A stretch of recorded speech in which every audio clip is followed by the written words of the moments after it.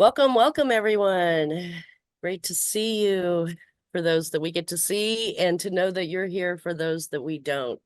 I'm camera shy, so if you choose to stay off camera, we support that. And it's great to be here with you all. I'm coming from Pensacola, Florida, which is Muskogee ancestral lands, and we are all here from all around the country.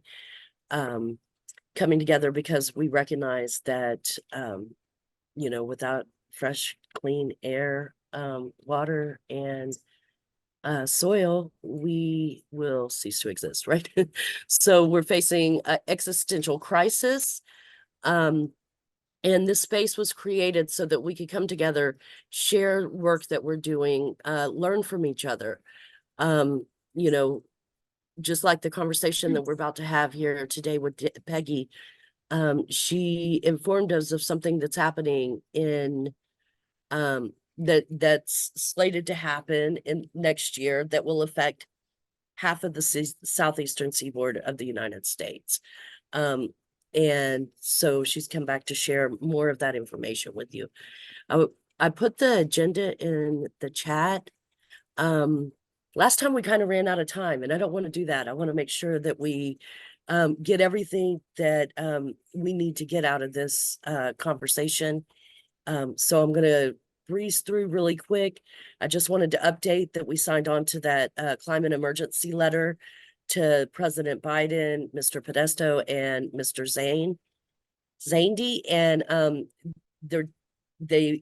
it is a demand to declare climate emergency under the National Emergencies Act and the Stafford Act. The administration has the opportunity to unlock these emergency powers to further scale up renewables, shift off fossil fuels, protect our workers in our communities. And as we all know, also ending corporate constitutional rights and money as free speech is a very important aspect of that. As we've learned from Fernanda, also a very important aspect of that is our money creation and how banks are creating this money basically out of thin air, right? It's through loans. So one of the things that we're doing as well is we're going to Chicago next week. Fernanda's there already, Mayday for Money. And they're declaring an emergency too, a Mayday. I am not going to talk about that. I'm going to give you a couple of minutes here, Fernanda, to just remind folks what we're doing there. Please invite folks, send it out, let people know that we're going to be there, and we want a just monetary system, right? But I'm going to go ahead and pass that over to you real quick, Fernanda.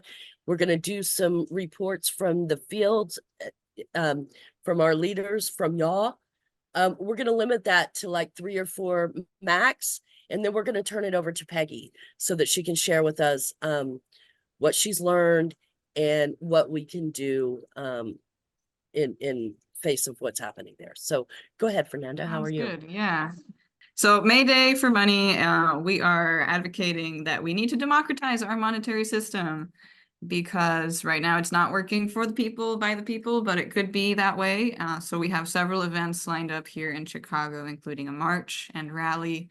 And just yesterday we had a teach-in on all the reasons and topics that connect under this umbrella of like, how do we reform economics and how does that help, our sustainability, of course, and getting people dignity, living wages, housing justice, food justice. It's all connected to the big money question. So learn more at monetaryalliance.org/Mayday, and please tell your friends if they're in the area to pass by and come for one of the events. And we're also having, some of them will be live streamed, and some of them are like, you can watch our documentary movie, Outgrow the System, online as well. You can go to the event page there and register. So yay, that's all. Passing it forward to other check-ins from people doing awesome things in the sustainability and corporate world. Thank you so much, Fernanda. That's one of the things I love about the Alliance for Justice is this alliance is saying, hey, we can change everything. we could change how our money system is created and who controls that. Democratizing our money is a big step in the right direction, and it gets at a root. So thank you for sharing that. And as she said, we'd like to open it up. What's going on? Does anybody have something they want to start us out with? What's going on in your community? What is on your radar? What you would like to raise up here? Open stack.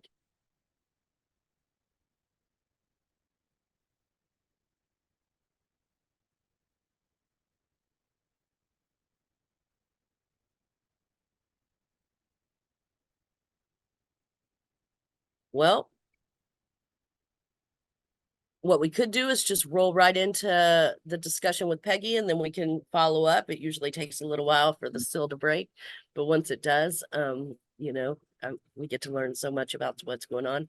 I know Barbara had a major training and happening that I would really love to hear a report back from. If you feel up to it later, Barbara. I'm going to go ahead and turn it over to you, Peggy. Would you like to introduce yourself? If y'all saw the newsletter, then you know a little bit, but if you would like to introduce yourself and tell us what you would like to share with us. Yes, thank you. Can everybody hear me? Can you hear me? I'm assuming that's a yes. Okay, thank you. I can hear you. I'm not the best at Zoom, so my name is Peggy Daly-Masternak. I live in Toledo, Ohio. I've been here for 40 years. And I'm well familiar with Move to Amend, and many of the folks, Greg Coleridge and I, before Move to Amend even began, I had a couple meetings with Greg Coleridge here in Ohio and have always appreciated his work. So I appreciate this opportunity. I'm kind of a data nerd, but to talk about ecological damage of highways and increasing international trade without some stats would be impossible. So if you'll bear with me. Any discussion of ecological concerns and who pays the price for interstate highways must begin with their construction history. There's a long history of social and economic injustice in the creation of interstate highway system, combined with what was referred to as urban renewal, which was really urban destruction, strategies of the 1950s and 60s. It was a 1-2 punch, particularly to neighborhoods and communities of color. Red line neighborhoods were purposely targeted for removal. In every single city that I have so far found or heard about or read about, that was exactly what was done. The red line communities were the ones to go for the most part. Over the years, there are many examples of revolts against highway construction, yet many communities have lost those battles. The interstate highway system was declared complete in 1992, yet expansion plans everywhere have continuously moved forward ever since. Examples, the Katy Highway in Texas is expanded to up to 26 lanes in certain parts. There are current plans to expand Austin's I-35 to more than 20 lanes as well. Revolts are occurring once again, but it is a slog. If anybody is interested, I would suggest 2 recent books. One just came out in March by Megan Kimball. It's called City Limits. And the second one is Justice in the Interstates. It was a compilation of various people's struggles and successes around the country. That's edited by Ryan Reft, R-E-F-T, and a couple of other people, but his name should help you find it if you can't. Also, there's a Freeway Fighters Network that's hosted by America Walks. They have monthly meetups as well to discuss what specifically people are doing to try to oppose highways expansions in their areas.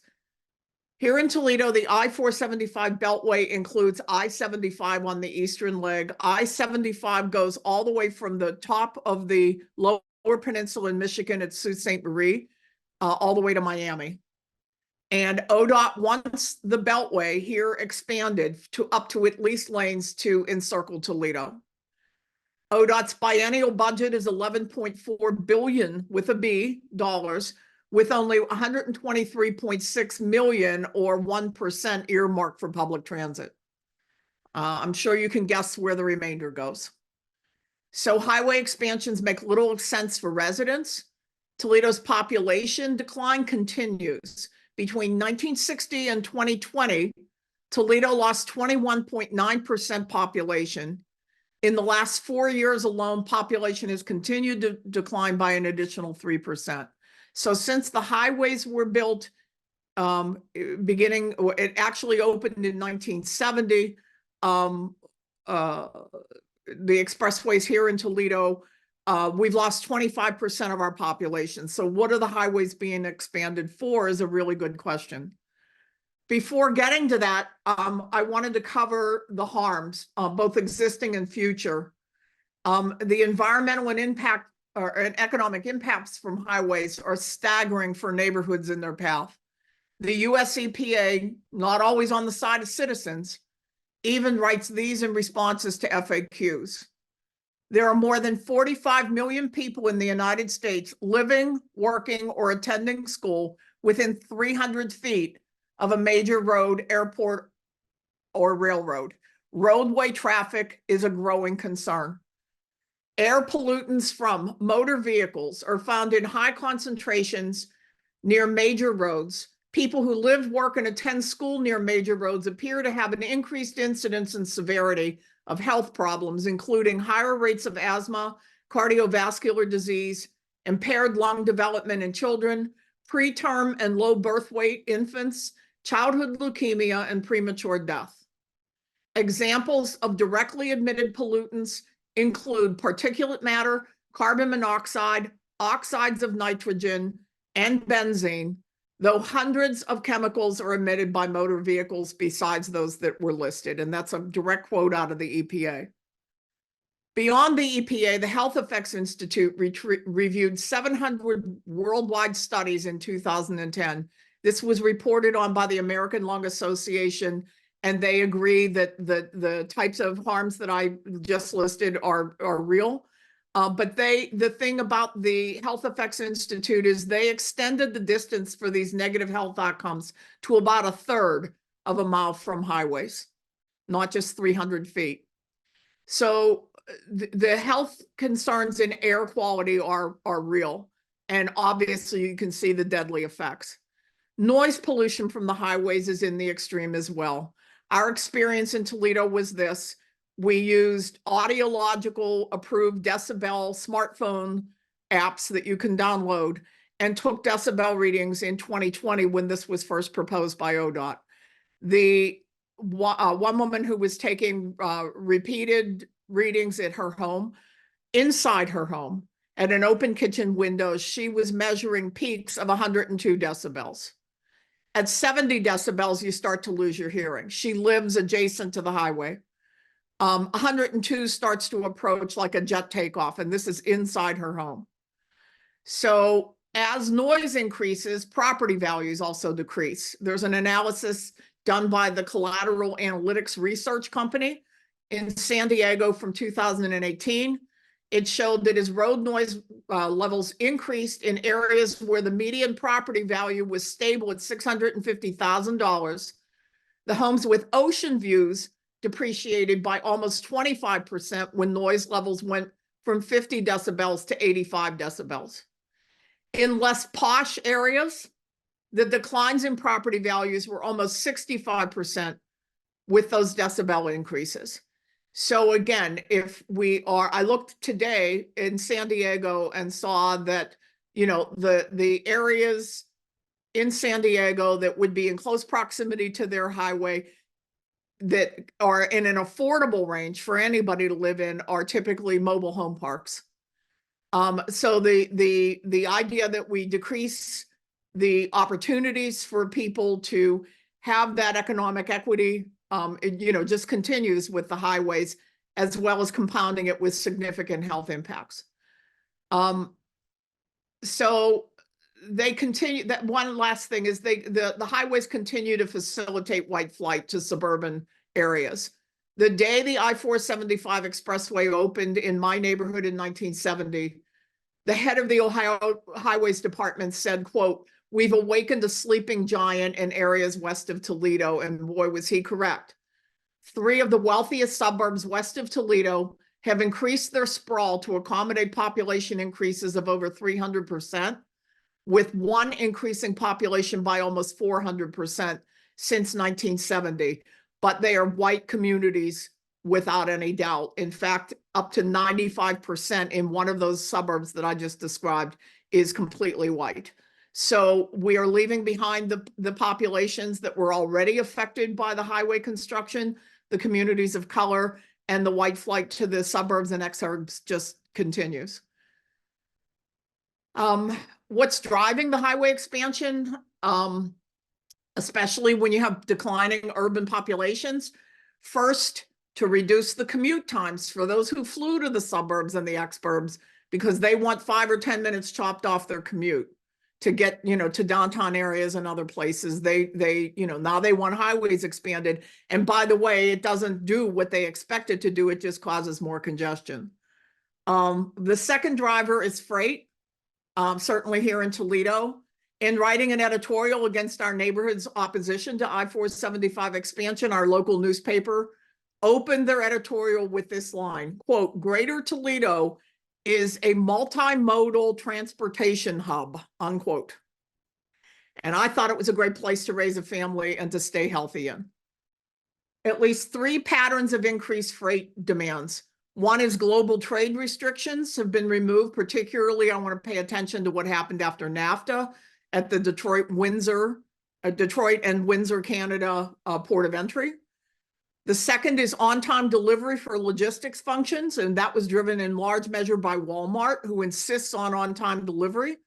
They look at on-time delivery as if you're too early with your supplier is too early or too late from a narrow window that they give, you're fined by Walmart for either staying outside that window.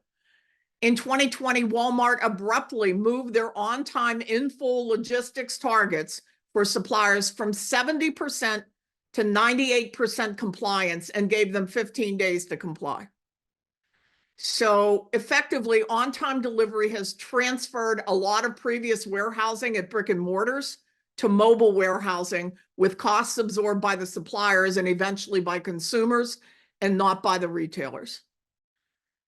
The third driver is consumerism is at unprecedented scale. Amazon has taken these logistics strategies to stratospheric heights with extreme costs to the health of residential communities, which see Amazon delivery trucks on a daily basis, sometimes multiple times a day.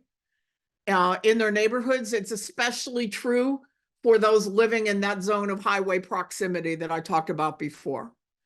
All of this means more and more trucking through residential neighborhoods and urban areas across the country with the attendant harms. Specific to hazmat, which I'm now learning more and more about, so I'm definitely not the expert, but I am talking to some experts. Hazmat at the port of entry at the Detroit Windsor port of entry. I'm particularly concerned about the upper Midwest, not only for increases with those known health risks that I've already described, but also for increases in hazardous materials or hazmat being transported and traded. The port of entry between the United States and Canada at Detroit and Windsor is the busiest trade volume port of entry to cross that international border.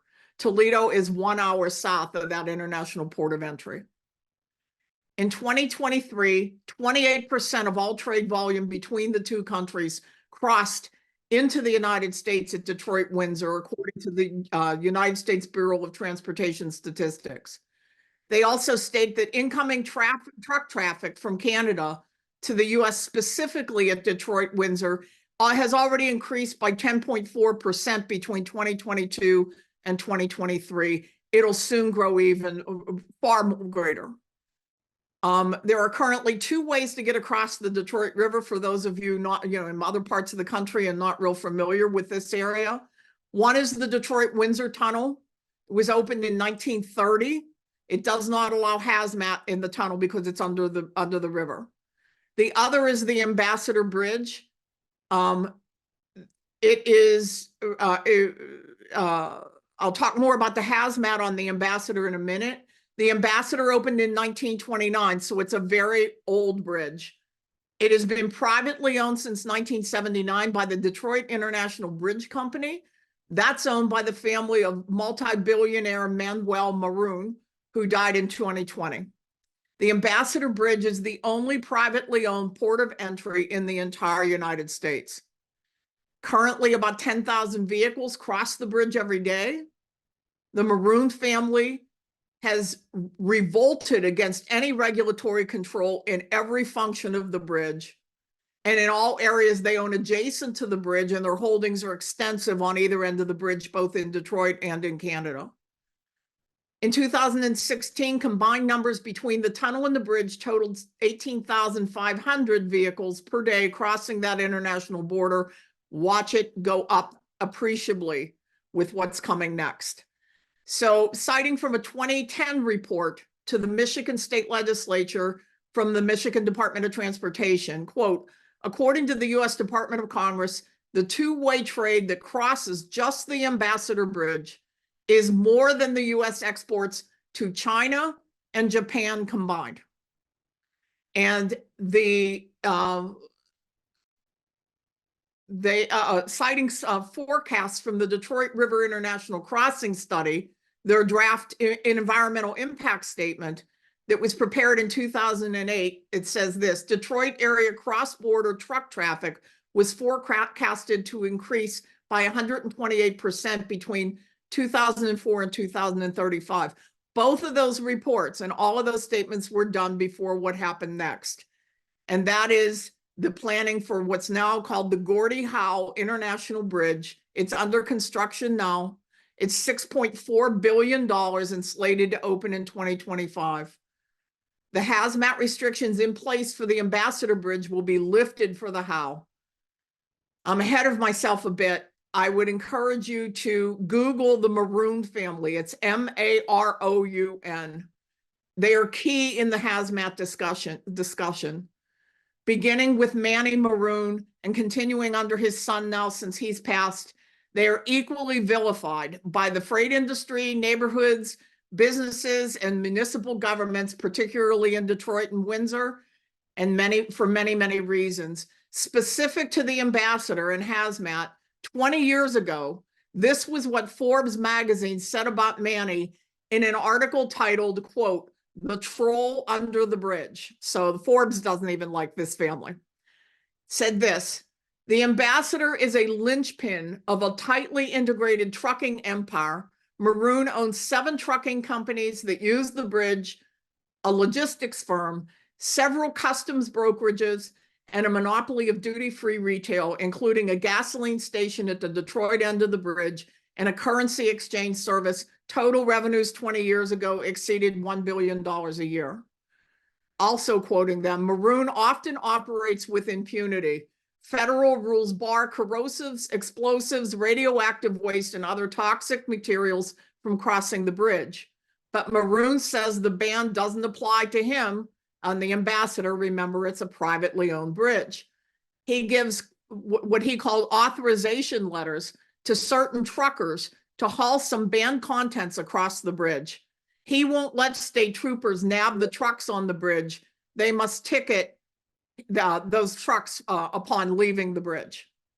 So Maroon is really in tight control of everything that's happening at this international border. Their empire only grew over the last 20 years, and hazardous materials are still of great interest to them because they produce a lot of hazardous materials.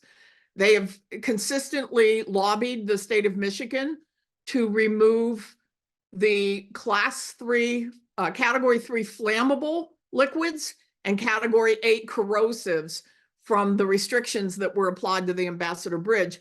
And Michigan refused, but now they're gaining ground.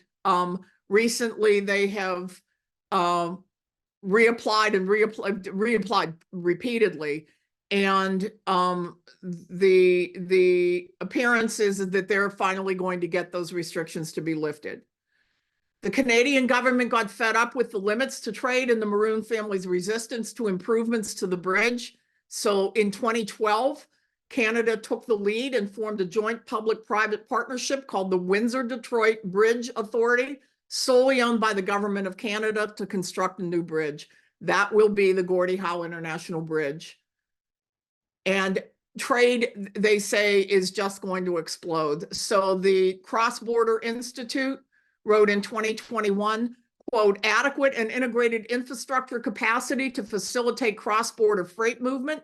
The Gordie Howe International Bridge will be the most important addition since before the implementation of NAFTA. They also wrote that besides reducing wait times and delays and everything on the Ambassador, this bridge will open up opportunities for the development of new economic activities whose potential is unlocked by the improved accessibility provided by the new bridge. So predictions in this area are, they're salivating. They can't wait for this bridge to open for more international trade. So that, just real briefly, pull out a couple of things here. Just on the Howe Bridge alone, remember I said it was 18,005 between the tunnel and the Ambassador Bridge. Just on the Howe Bridge alone, they're predicting 26,500 vehicles per day. And we don't know if that's even current because the bridge went into a delay period. But there are no intentions of eliminating the Detroit-Windsor Tunnel or the Ambassador Bridge. In fact, the Maroon family is doubling down. As I said, they now have support. There's at least 20 Michigan legislators, both Democrat and Republican, who are supporting the restriction removals for hazmat on the Ambassador, as well as the mayor of the city of Detroit, some city council people. There are also officials from the Teamsters, freight companies, and trade alliance associations, all writing in support of Maroon getting the restrictions lifted on the hazmat. So why the redundancy in hazmat capabilities for two bridges? They're only 2 miles apart. This is how powerful the Maroon family has become. When a competitor to Maroon's empire went to the White House to meet with Trump's trade advisor, Peter Navarro, Navarro asked in the first 2 minutes what the Maroon family's views were on that company's plan to compete in Michigan, implying that the Maroon empire was influencing trade outcomes there. Detroit neighborhood activists predict that the Maroon empire in freight and related enterprises will send their trucks across the Ambassador still once the restrictions are lifted, instead of the Howe, which they have worked for years to thwart. Maroon's holdings include much inflammable liquids and corrosives, and this is their vertical integration strategy. So on highways itself, beyond the Maroons, there must be money to be made in all of this international trade of hazmat. Yet no one seems to be able to quantify exactly what those increases will be. We asked the ODOT, who's expanding all along, the Toledo Beltway, up to 8 lanes. How much hazmat, how much increased freight do they anticipate? We're only an hour down the road. And they gave us a 6-word response to both questions. ODOT does not have that information, and we don't believe them. There are extreme risks. After the East Palestine, Ohio catastrophe, there are 2 important reports on these risks about highways. According to a CBS News investigation reported in May of 23, and citing Bob Richard, former Deputy Associate Superintendent under George W. Bush for hazardous material safety in the U.S. Department of Transportation, Richard said this, quote, there are over 2 million shipments of hazmat every day in the United States of America. Most of that stuff is moving by highway, unquote. In comparison to rail, CBS's investigation found, quote, the likelihood of an accident involving hazardous and toxic chemicals is actually far greater on the roads. They analyzed 10 years of incident data from the US DOT's Pipeline and Hazardous Materials Safety Administration. And from the report, quote, it shows that for every hazardous materials incident involving a train, there are 33 hazmat incidents involving big rigs on our roadways. The Indy Star and USA Today did an in-depth report on hazmat in July of 23. Quote, the accident in East Palestine may be an extreme example, but a USA Today network analysis of federal data found it far from an isolated incident. The review of records on thousands of hazmat accidents in Illinois, Indiana, Kentucky, Ohio, and Michigan revealed these. I'll give you 4 bullet points. There were more. These 4. The 5 Midwest states accounted for more than 20% of all hazmat incidents since 2013. The annual number of incidents grew from about 3,400 in 2013 to 5,300 last year, meaning 2022, a total of 46,049 in the past decade. At least 638 of those incidents were deemed serious, indicating deaths or injuries, mass evacuations, or large hazmat releases. Trucks accounted for 93% of the hazmat incidents, and the raw numbers are growing. What we've further learned is this: the largest number of hazmat incidents by truck involve flammable liquids, such as gasoline, diesel, and propane. To stabilize the large tanker trucks, where those liquids tend to slosh around, there is a need for baffles inside the tanks, but many companies resist installing baffles because it increases the time and costs for cleaning them. On tight curves on roadways, the shifting liquids that are not baffled can overturn the truck, especially at high rates of speed on interstates. So increasing flammable liquids transport across the busiest international trade border in the country, now involving multiple points of entry, expanding the interstate networks to allow free flow of this hazmat at high rates of speed, pushing further and further into dense population centers, not requiring safety mechanisms to be enforced in those transports. It seems to many of us that this is a formula for future catastrophes, which collectively could equal in East Palestine without question. I'll conclude in this. There's far more to report here than I could do in this time, and I do appreciate the time. Equally tough, there is more that we do not know about the harms of highway expansions, the externalities absorbed by the communities they rip through, and those externalities absorbed by the residents to never be measured or reported. But loosening of regulatory controls, along with increases to already obscene transportation industry budgets, can only mean exponential damage to our ecology and to our communities. And I'm sorry to leave it on such a sad note, but I do appreciate the opportunity to report this out. Thanks for listening. Thank you so much, Peggy. So you're part of neighborhood coalitions, right? What are y'all doing? And we really appreciate you sharing this information. It's the first time I had heard of it. Oh, sorry, I didn't realize my camera was still up. We have been, sorry. So I'm wondering, what's the response? What can we do? Well, join the Freeway Fighters Network and share information about what you know from an ecological standpoint. I think would help support those communities that are pushing back against these all across the country. Especially what's that organization again? It's called it's the group that hosts it is called America Walks. And they host a monthly meetup like this, but they also have a listserv called Freeway Fighters. And Freeway Fighters, people can share information with each other outside that monthly meeting. They have people from all over the country. I mean, I'm talking to people from coast to coast at those meetings or communicating with them on the listserv. And the ecological damage, there's a elevated highway in New Orleans, ripped through a community of color in New Orleans, the Claiborne neighborhood.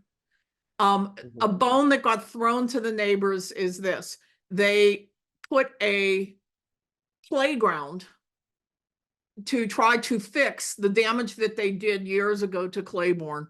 They put a playground underneath an elevated highway. The equipment is almost never ever used, because what parent is going to send their kids down the street to play underneath an expressway with the particulate matter that rains down on top of them and the noise that rains down on top of them? So they say that, I don't remember what year they installed this playground equipment. It's several years ago. It looks like it's never been used. There's no scuffing. There's nothing that looks like this playground got used. And that's the kind of things that departments of transportation will do to throw bones at neighborhoods and not really fix the damage that they're doing.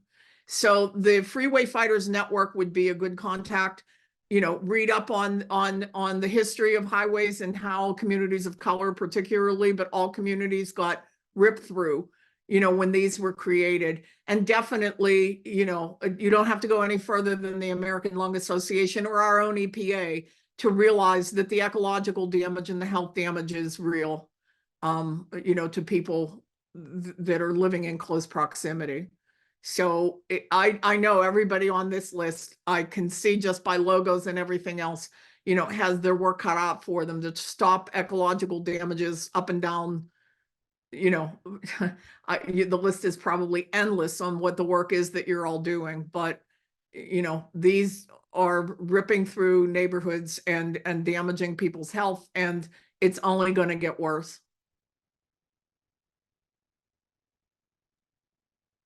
Thank you, Peggy.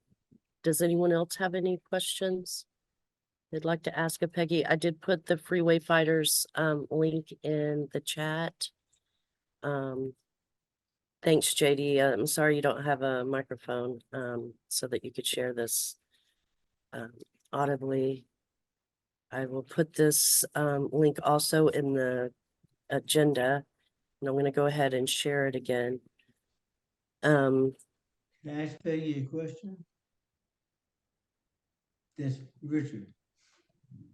Say that again, Richard. Can I ask Go ahead. Peggy a question, or is it? Absolutely, please. Okay, Peggy, I just wanted, when you first started out, you're talking about the fact that freeways are being built through these neighborhoods and stuff. I understand that point, but what is your solution? Because we obviously, with continued growth of populations, we're going to need more freeways. So what I'm saying is your point mainly that they're being put through these neighborhoods? Well, in the people who are, and many of them are urban planners and experts, you know, in transportation fields who are fighting back against highway expansion. Consistently, what we have heard from ODOT and what they hear from in other communities, there are two reasons why they keep insisting that they need this expansion in Toledo. One is a claim of congestion, but there's a thing called induced demand. So what you do is induce people to get on that expressway expansion once it's open. And so maybe initially you feel, oh, it's better, it's not as congested, but you know, eventually everybody then takes that expressway and the congestion continues. I will tell you that the Federal Highway Administration provides data on bottlenecks. And the area that they're insisting needs to be expanded here in Toledo because of what they say is congestion has an average of 1 minute of delay in one direction and 1.2 minutes in the other direction, averaged out over a year. So it isn't a congested highway no matter what they claim, but that is that's the standard line of departments of transportation across the country. If we were to invest in public transit, that's why I put the statistics just out of Ohio. $11.4 billion is given to ODOT, and they give 1% to improving public transit. That's obscene. You know what they're doing. They're just expanding highways to justify their own existence. And so, you know, I realize that there are population centers that are different than Toledo, Ohio, and maybe the growth is there, but the damage done from the highways, you know, far exceeds whatever the benefit might be in reducing somebody's time spent on an expressway for the most part. I realize that might be a blanket statement that doesn't include certain places, but the damage is just in the extreme. So more investment in public transit. Go back to, you know, rail, light rail in communities. We do not have light rail here. All of that would take the burden off of the highways that, you know, as they exist. more walking, more biking, more things that are beneficial to the communities that have to live with these highways in close proximity, and stop sprawling all the way out to the suburbs and the experts, 20, 30, 40 miles out, but they're still commuting into Toledo, or they're still commuting into all the other, communities. Well, we have to consolidate some of that growth and bring it back into the cities just for financial support, if nothing else. So it's a very big problem. There are no easy solutions, but just continuing to throw down more concrete, which, by the way, that industry by itself, the ecological damage done by the production of concrete is in the extreme. So just continuing that model from the 1950s isn't going to take care of the planet. It just isn't. Yeah, and why don't we have a light or a maglev train, right? Right. Burns no fossil fuels. So There's yeah, a I mean, really there's good- solutions out there. There's better solutions. And once you you build a road, then the devastation starts. The less than 3% of the redwoods remain, and now they're starting to expand roads going into there. Nobody lives in the redwoods. Right. It's for hazmat transportation. Right. And that is what really concerns me about this, is that they're lifting all the hazmat restrictions. Yes. They're, and they're saying they don't even know how much hazmat is being transported. Right. An hour away. You're going to have no lead restrictions whatsoever, and you have no idea what might be, going through our neighborhoods and in our communities, and we're just going to expand to do that. Yeah. Yeah, I understand those problems. I was just getting away from Toledo. I understand you have a problem there, and maybe in the Redwoods too. I was just thinking about interstates in general around the country. They need those, and they need to. There may be instances where they need to expand them, but I do agree with the idea of transit, mass transit and that kind of thing that you're talking about. Here in Phoenix, we're expanding our mass transit, and I'm hoping they get something between Phoenix and Tucson.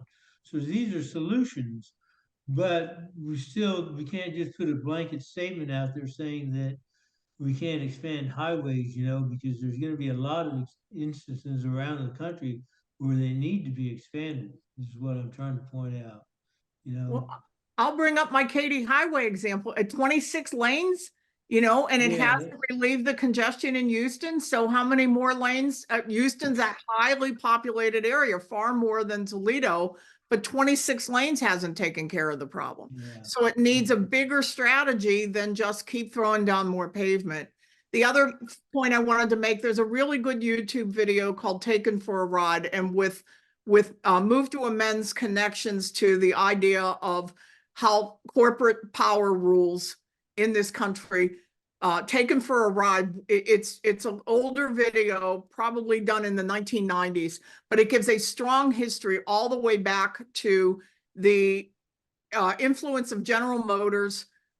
They own National Lines, which is the precursor to the Greyhound Bus Company.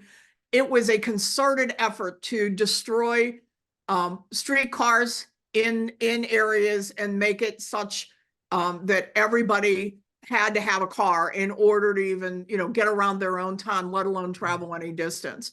And they destroyed the interurban lines that used to run between cities all across the country. This was a concerted effort done by General Motors, by Firestone Rubber, by Standard Oil, to make their corporate power the go-to, and then the highways, of course, had to provide for that. So there's a long history. I do invite you to read those two books on the history of how we got into this dilemma as far back as the 1940s and before. And it was, corporate power were the ones that were running the show, as they always do. But, at some point in time, it has to stop. And this has to stop. Would you put that in the chat, those two books? Did you put that in the chat? The two books, did you put those in the chat? The two books that you said recommended to read? The two books that you Richard, they're in the agenda. Okay, okay. Yep, we linked them in the agenda, so everybody will be able to access all of this information. Okay. Okay, well, I want to go ahead and switch gears then, and if no one else has any more questions, and we'll link that video, Taken for a Ride. Thank you, Alfonso, always on it. I appreciate that. Taken for a What Ride is also linked in there, but I want to open it up for others to share what's going on in their communities. How are things going? Are there any other updates that folks want to give? I see your finger there, Barbara. Go ahead. Okay, a few things. Okay, I stuck in the chat a picture that I took yesterday. This is there's a tank battery. They had we noticed. I go up there about once every couple weeks or so and check on it. It's just above town, and they, I don't know if they do it on purpose or it's just sloppy, whatever. But there's often leaks that come out of the batteries along the road where the trucks pull up to siphon the stuff out of the tanks. And it runs down the road because the road it tips. It's kind of like a high point there, and it tips in both directions. And when we complained about it several months ago, they dug up some dirt on either side of the road, even though it was all over the road. They didn't touch the road itself. They just dug up about a foot of dirt on either side of the road. And then they created a, I don't know what you call it. I want to say culvert, but that's not the right word. A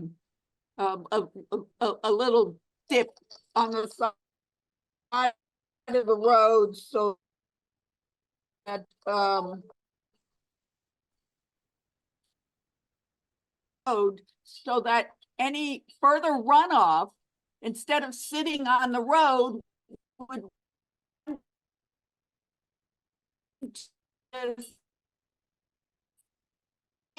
beside the road next street over.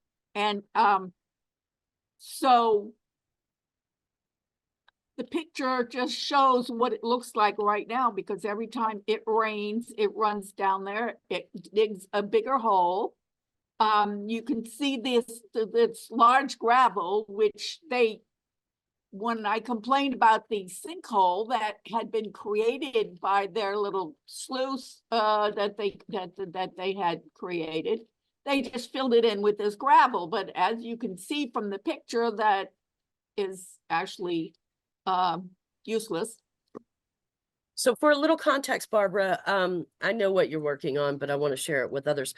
This is, you're watching the fracking operations that are going on, right? No, there are no fracking operations going on anywhere in the vicinity. There are 20 or 30 wells on this little hill above town. And there's a whole long story about the wells, who they belong to, and why they're not being plugged, and blah, blah, blah, and that's a whole nother story.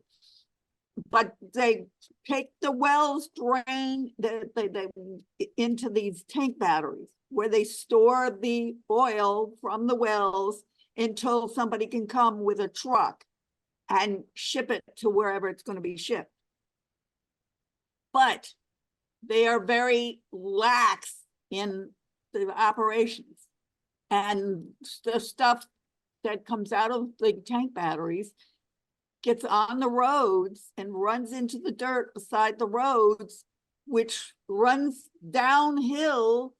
The next street over is downhill from the street. And so all of this stuff runs downhill into people's backyards. And their whole attitude is, oh, well, this is, we're legally doing this, and I went to a city meeting to complain about what was going on, and the city's response was, the DEP is okay with it, so there's nothing we can do about it. The DEP is the Department of Environmental Protection here in Pennsylvania. And they are absolutely useless, if not totally corrupt. And, you know, we've proven that time and again. We've pointed out, this is part of an ongoing thing, and the money that's coming in to plug wells is going to plug wells in the back of in the backyard of company, oil and gas company owners, and all these other kinds of places and people, and instead of in environmental justice areas where they're supposed to plug at least 40% of what they're plugging is supposed to be in environmental justice areas, but they are not. And there's just so much corruption going on, and there was a well that was a really bad well a few years ago before all of this extra federal money came in, and they were told, this company was told to plug the wells. They came in. Their idea of plugging the wells was they drained what the oil that was left in the wells, poured it out on the ground, just poured it out on the ground, plugged the well. When the homeowners whose property that the wells were on, because they don't own the underground, the oil and gas companies can go on their property and do whatever they want because they own the underground resources. So the actual people that live there have no say whatsoever. When they tried to complain, the DEP, this is the federal guy, you know, the state government said to them, well, if you're going to continue to complain, then they'll just leave and they won't plug the wells at all. That's actually a personhood case that has made that opened that up, because the corporation's rights would be infringed upon. So it doesn't matter if they go under and extract whatever resource, they have minerals or resources or gases under your properties. It would be a takings clause. It's the takings clause, and corporations have won that right over human beings, again, over and over again. All of these cases we're talking about has a direct connection to corporate constitutional rights, and of course, money and ability to, you know, to invest in their elected representatives, to the tunes of some people millions of dollars. Thanks for sharing that. I did share the Willow Bay well hunt weekend. I saw that. That was very nice. We did actually had a very nice turnout, and we had a nice turnout. We took a lot of nice pictures that are published, and not that it changed anything immediately, but the more pictures we can publish to let people know, let people see what's really going on, the better chance, you know, that we can get people involved. We have a couple of local state representatives that are working on our side. Yeah, and maybe testing the stuff around there. Yeah, well, we have a project that we're working on right now where a injection well was permitted over the objections of the people who lived in the neighborhood, who happened to be oil and gas people and know what they're talking about, and explained what was wrong, and the EP just went ahead and okayed it anyway. So we're fighting that right now.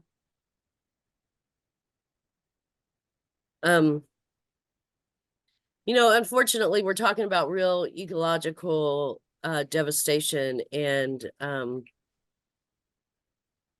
poisoning of our planet, and you know, it's not cheerful conversations, is it? You know, and we're the most loving people ever, and it's still not like, oh, big warm fuzzies. I want to open it up for anyone else to share what they're working on, and or if there's any questions for anyone that's shared so far.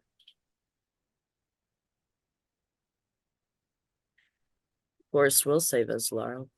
I completely agree Okay, with that. I'd lowered my hand because I didn't want to take up too much time, but in El Paso, there is a big fight going on because TxDOT wants to expand the highway that's on the border, something about commerce transnationally.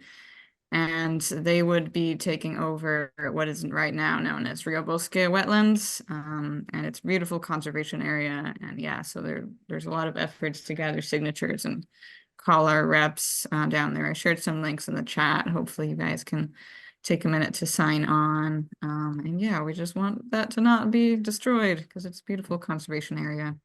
It's a desert. Maybe so it's you one of could the few connect with places the we have Freeway green. Fighters Network Right. too. Fernanda? Maybe you can connect the efforts there with the Freeway Fighters Network map that's that Peggy shared. Cross-pollinating. Yeah. Yeah. I will tell you that Thanks for sharing that. the highway expansion that's going on in my neighborhood, we live in what's known as the Oak Openings region. It was the Nature Conservancy a number of years ago, because of the rarity of the ecology that's here, called it one of the 200 last great places left on Earth. And the highway is through that area and will be expanded through that area. So ecological damage they could care less about. It Yeah. really needs that pushback that you're all talking about. It's all about profits over people. Right.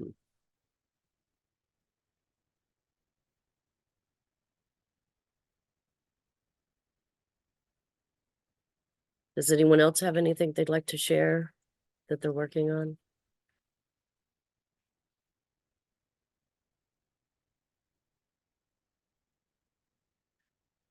Well, we can move on to some MTA updates. We got a new Dear Colleague letter from Pramila Jayapal's office. And we have 84 co-sponsors. 3 more folks have come on since we last met.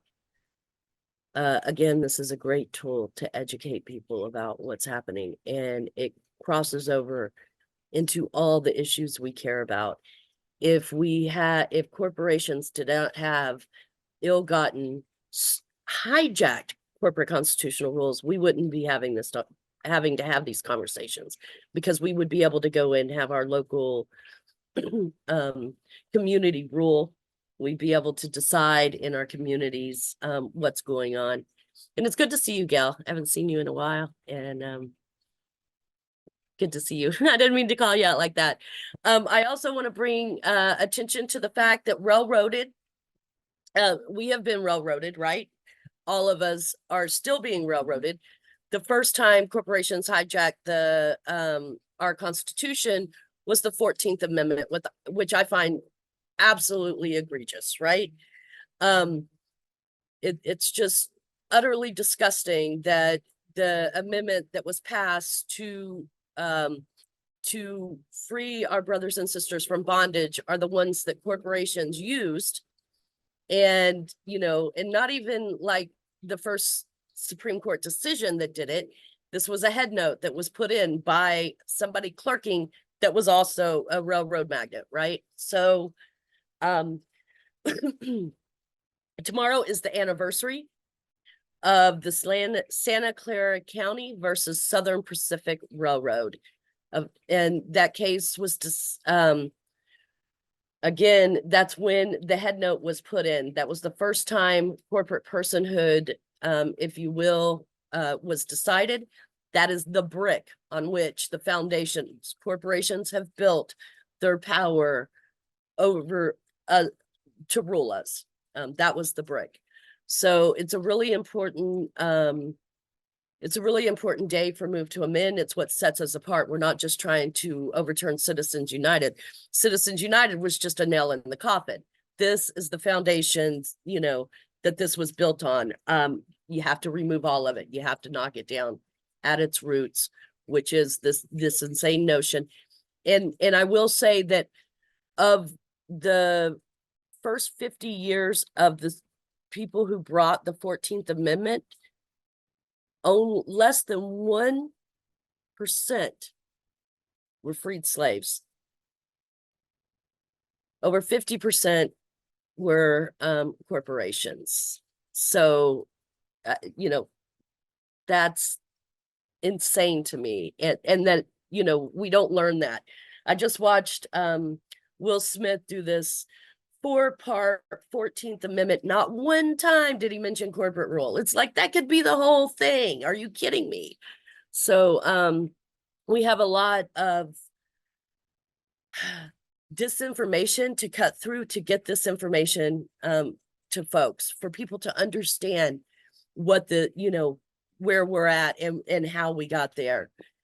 So I just wanted to bring that up. Railroaded, we're trying to derail corporate rule, advance rural democracy here at the Ecology Network for the survival of our planet and our species, for that matter. AI is coming back, so maybe, you know, corporations. And I feel so much like what's that movie? Anyway, we're gonna move on. The calls to stretch. Does anybody have any questions about any of that? It is linked, something about Railroaded and what we're doing there, and I just wanted to raise that up again because that anniversary is tomorrow, so it's a very important day. Call to strategy, and also name that if anybody was hoping to see Greg here, he is not feeling well. I got a message, and he'll see us next month. I wanted to remind everybody that Share Your Story on the Ecology Network is open to all of us. Anybody would like to share anything, put it there. We share it not only in our Ecology Network newsletter once a month, links to there, but we also share it out in the Move to Amend newsletter, which goes out to, you know, tens of thousands of people, almost 100,000 people on our email list total. And then we share it out to stuff to on our social media networks. So anyone can post on there. Please do. Also, EcoNet events. It's easier for us when we're putting this stuff out. If you have it up there, we can just share it, right? And it could be laid out the way you want it. If you need any assistance, please let me know. Barbara, I know you sent stuff before. I wasn't able to, you know, get it in a form that it could be shareable in enough time. But if you put it up, tag me and let me know that you've done it. It will be a lot easier for me to share it out in your communities. We can, through our database, you know, bring it in to certain areas of you know, from states to cities to that kind of thing. So if it's important to you, it's important to us, and we would like to share that with folks. Also, you know, there's a horrendous pipeline they're trying to shove through the Appalachian Mountains, and there's a campaign from the Rainforest Action Network that is to defund, asking Bank of America to defund. And we all know, as Fernanda has shared with us in the past, that if we had a fair monetary system, we wouldn't even have to do that. We could go to our elected officials and make that happen. Let me see, anything else in here? Yeah, please share your stories. It could just be a personal story. Y'all can rant. There's two ways to share your story. You could do it in print or you could do it in video. And then if you want to do it in video, you could just go into our system and push your video and rant, and then we can post it. Like if something you feel passionate about and you just want to just tell it verbally, that's an option too. And I promise we'll raise up what's important to you. I also wanted to bring attention to an event that we're hosting in partnership with Cool World, which is the folks that put together the corporation and the corporation, the unfortunate sequel, and also the Radical Guide, which just became a 501c3 and was founded by one of our board members. And it's just a wonderful resource for all kinds of international connections and ideas and thoughts. But anyway, what we're going to do is we're going to be talking about Manifesto for a World Revolution. And it's a book that was written by the founder of Adbusters. I'm not sure if y'all are familiar with them, but they're like culture changers, right? They're culture jamming. If y'all have seen the American flag that we use with all the corporations as stars, they created that and then gave it to us because, you know, it was perfect. He's also somebody that helped strategize the creation of Occupy Wall Street. And it's just a wonderful book. It's inspirational. It gives a little bit of his history and how he got there, but it has like tactics and ideas and ways that we can actually turn the tide globally. And that's how it's thinking, you know, acting locally, thinking globally. But it's not been published. You can pick up the book for $12.50, I think it is. It's a hardback. It is a beautiful book. And I don't have a lot of time to read. It's an easy read, but it's an engaging read. And it's going to be a fantastic discussion. We have some wonderful people lined up to have that conversation. So I hope y'all can maybe make that. And I want to open it up. If there's any other calls to actions, any strategies, ideas that y'all want to share. And again, we're going to be in Chicago next week. If anybody's close by, we would love to see you. We are marching. We're going to go to the Fed. We are going to raise the roof on ideas in front of Bank Robbers of America, in front of Citibank and other private non-human being banks that are creating our money through interest and loans and keeping us all in debt. And we're also hosting a meet and greet with our supporters in the area, and that's going to be held at a local art gallery. It's going to have wonderful exhibit on display, and just it's going to be really casual, just getting together, sharing what we're up to, learning what other folks are doing in the community.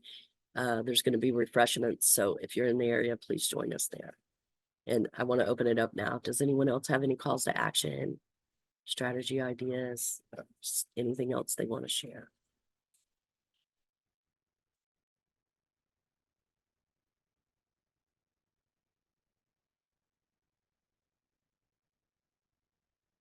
JD, hopefully next time your microphone will be working. We would love to hear your voice.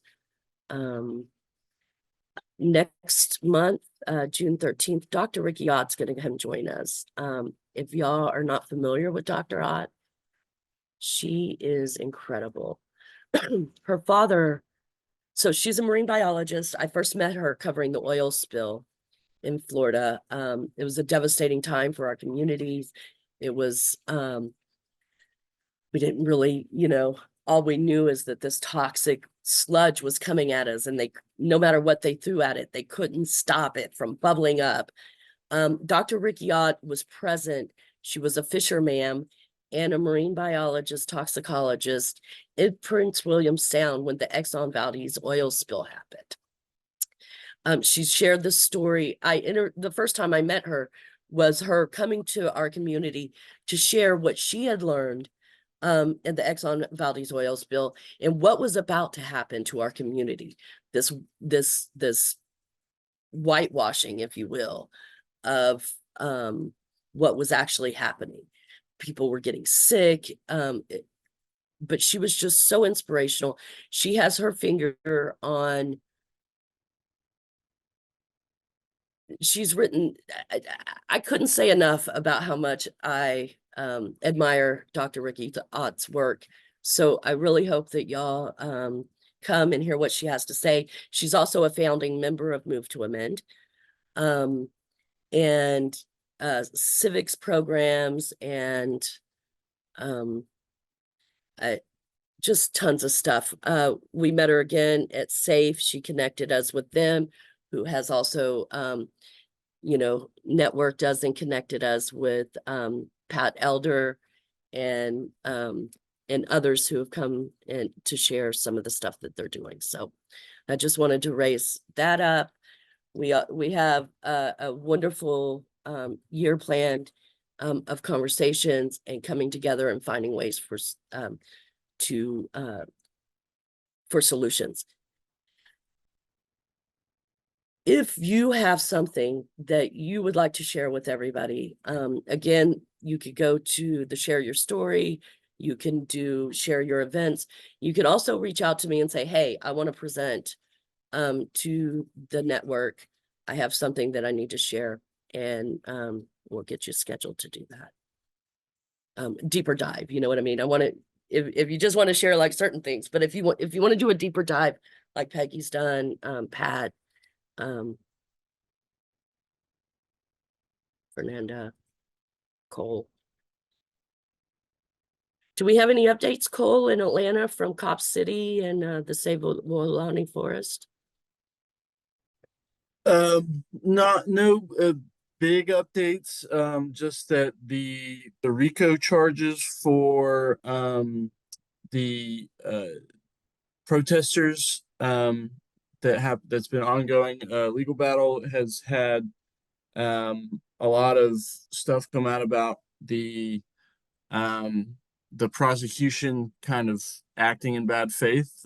Surprise, surprise, they've acted in bad faith. The proponents of Cop City have acted in bad faith seemingly at every step of the way. But also just that the movement is not quieting down. I feel like all the protests related to what's happening in Gaza as well, and what's happening on college campuses as well, has kind of I don't want to say revitalized, because I don't think the Cop City efforts, the Stop Cop City efforts, ever went anywhere, but it's they've co-opted each other in a way that I think really exemplifies why we don't want Cop City or militarily trained police officers, as evidenced by their treatment of other protesters. So it's there's still kind of a lot up in the air at the moment, and they want to start building as quickly as they can, but the legal battles and stuff are kind of potentially offering some avenues towards potential injunctions and stopping construction. So things are pretty optimistic, but also it's we're still struggling. So no real updates, but keep an eye on Cop City. Please don't let it don't let this stuff leave your mind, because that's what the people who are trying to build it would want. So those are my updates. Thanks, Cole. And there's more about that under Share Your Story on the Ecology Network. I know y'all see the Earth Care behind Gale. There's more about what that's all about. The stuff that Peggy was talking about tonight is there as well. We'll update it with some of these other things that she has shared with us tonight. Cole, congratulations. We're so proud of you. He graduates tomorrow from law school there at University of UGA. So Georgia State. Georgia State. Oh, I'm so sorry. So, but congratulations. Well done. And go ahead, Gail.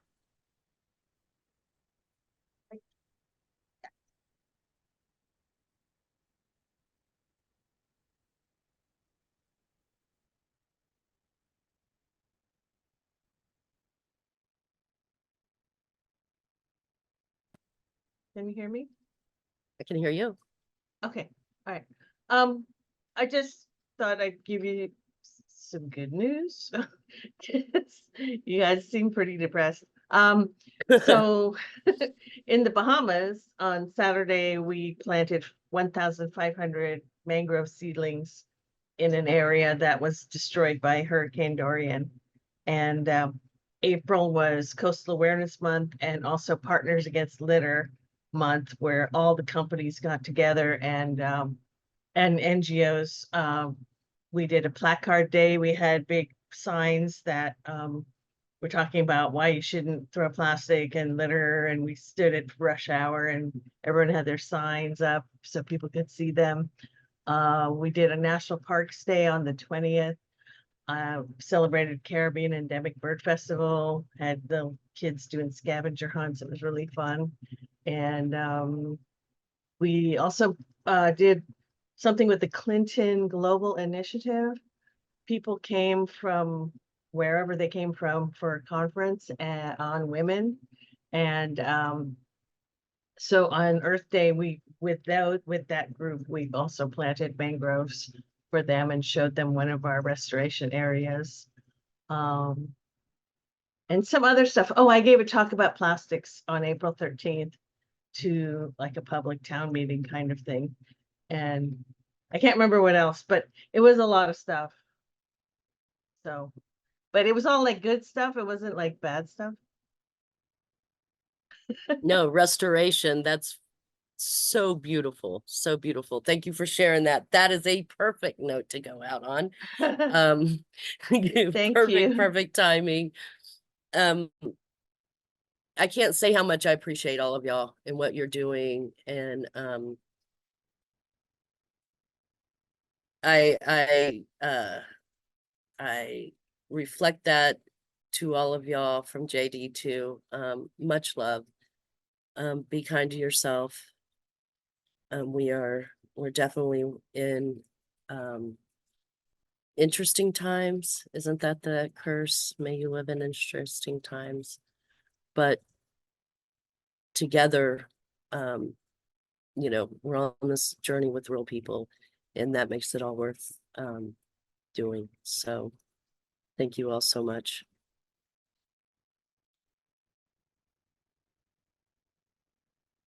Beautiful gal. Hi, Marcia. Bye, everyone. Have a wonderful month. We'll see y'all next month. Reach out anytime.